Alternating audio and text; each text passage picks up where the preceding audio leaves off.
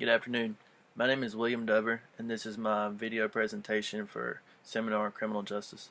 Today I'll be talking about police officer safety, and more specifically, officer safety during traffic stops. Um, being a police officer and being involved in the criminal justice field is obviously a very dangerous profession to choose. Especially in today's society, police officers are on the forefront, and we are constantly seeing on the media something bad going on related to police, like officer-involved shootings or attacks on police officers and things like that. So safety is obviously a top priority.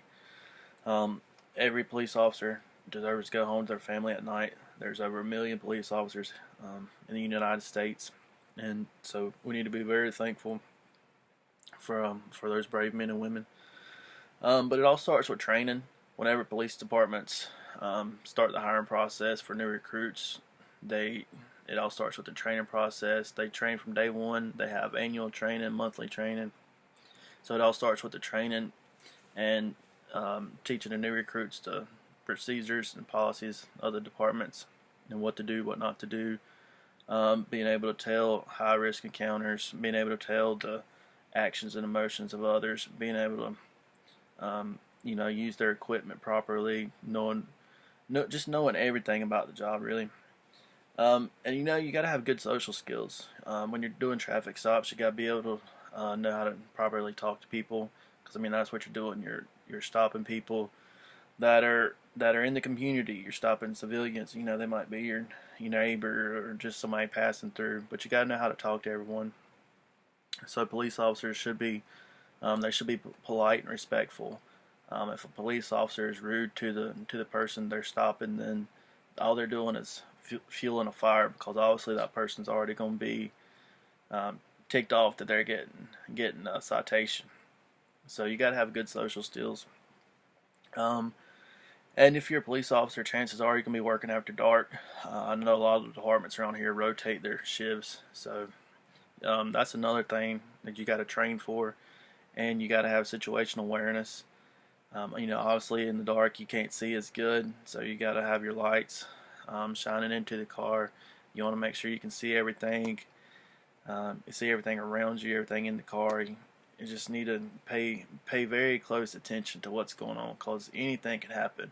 It's easy for someone to conceal a gun in their vehicle in the dark.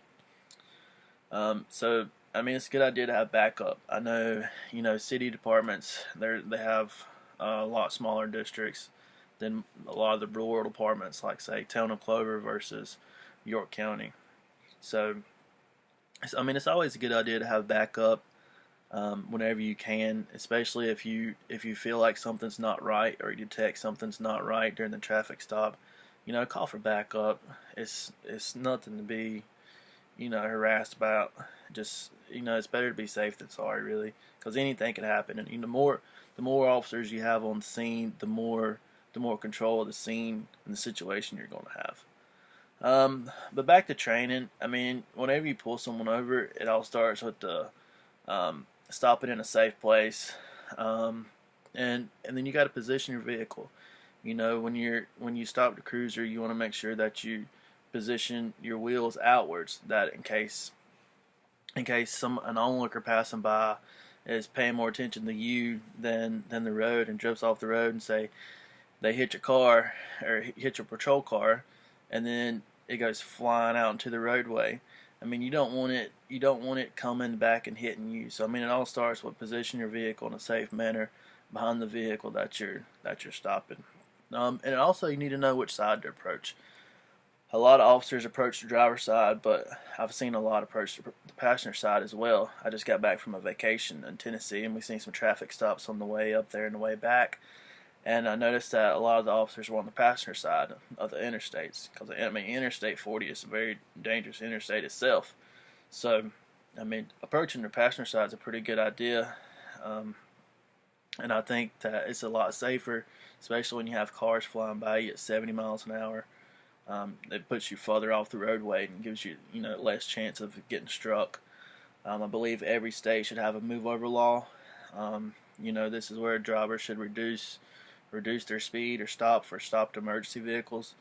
You see a lot of people are disrespectful and they could get over, but they just choose not to. You got a police officer standing on the side of the road trying to do his job, and you got people who are just too ignorant to change lanes.